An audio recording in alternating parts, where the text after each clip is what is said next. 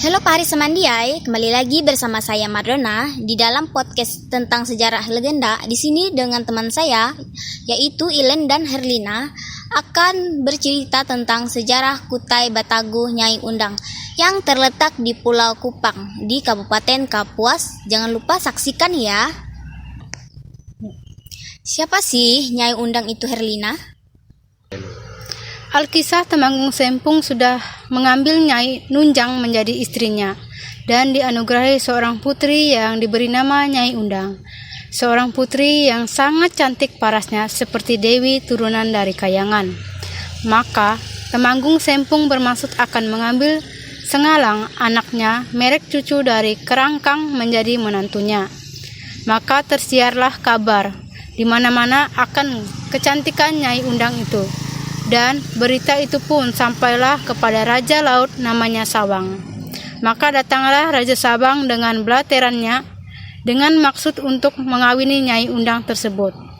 Dan dia berjanji dengan semua belaterannya jika maksudnya untuk mengawini Nyai Undang itu tidak diterima, maka dia akan mengumumkan perang dengan kota Pulau Kupang itu. Apakah Nyai Undang menerima lamaran dari Raja Sawang tersebut?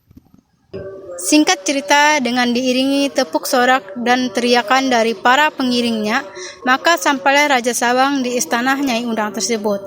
Tetapi malang akan tiba waktu Raja Sawang akan melangkahkan kakinya di atas kayu nyilu di pintu gerbang istana, maka Raja Sawang terus jatuh lemah, lunglai segala sendi anggota tubuhnya seperti orang yang tidak bertenaga lagi.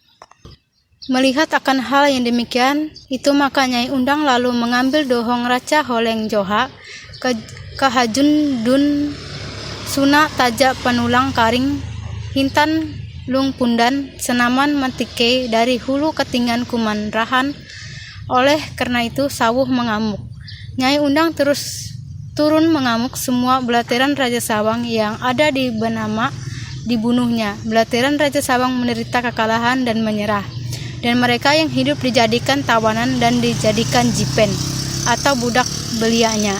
Dari pertempuran inilah awal adanya jipen atau perbudakan. Oh, gimana sih keadaan Raja Sawang setelah kejadian itu? Setelah mendengar kabar inilah, maka seluruh rakyat Raja Sawang berjanji akan menuntut balas untuk kematian rajanya. Semua belateran Raja Sawang yang menjadi tawanan tadi akhirnya Kimpoi mengawini dengan suku Dayak sehingga mereka menjadi satu turunan yang besar. Dan akhirnya juga menjadi nenek moyang dari suku Bekumpai ialah Temanggung Pandung Tanjung Kumpai Dohong. Dari suku Barangas ialah Suan Ngatung Rangas Tingang. Dari suku Alak ialah Imat Ajir Serapat. Lalu selanjutnya, apakah Raja Sawang akan tetap menyerang?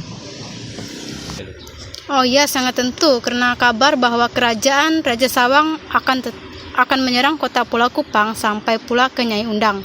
Maka Nyai Undang mengirimkan utusannya ke Tumbang Pajange, dan bersama dengan utusannya itu dikirimkannya pula sebatang lonjo bunuh atau tombak bunuh sebagai surat. Pesannya itu dikirimkannya kepada Rambang Ringkai Tambun Bungai di Tumbang Pajange, yang mana maksud dari tombak bunuh itu adalah meminta bala bantuan untuk berperang. Dengan tidak berpikir panjang dan membuang-buang waktu lagi, Rambang Ringkai membawa Temanggung Bungai Andin Sindai, anak Temanggung Sempung yang paling berani dan gagah perkasa, serta Raja Tambun Tanjung Ringking Duhang anak Serupoi. Keduanya adalah pahlawan yang pakamenteng.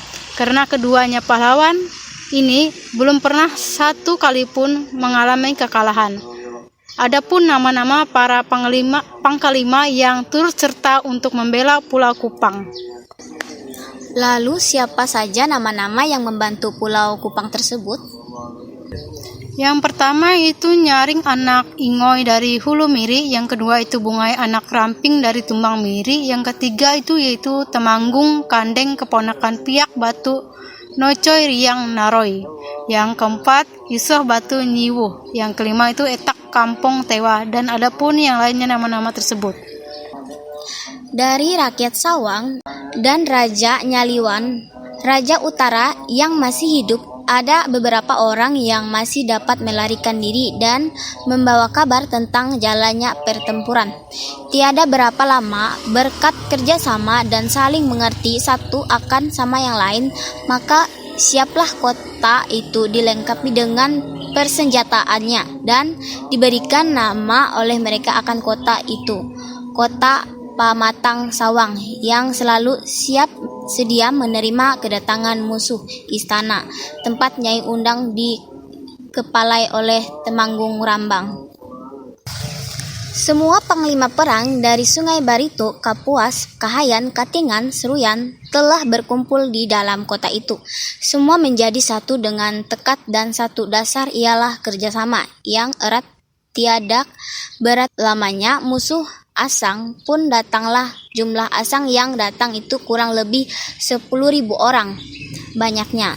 Sebelum peperangan dimulai, maka Temanggung Rambang dan Temanggung Ringkai menenung sambil menyanyi. Maka dengan tiba-tiba datanglah burung elang dan memberikan tanda menang dengan tidak takut akan maut. Mereka melawan menyerang musuh yang jauh lebih besar jumlahnya dari mereka.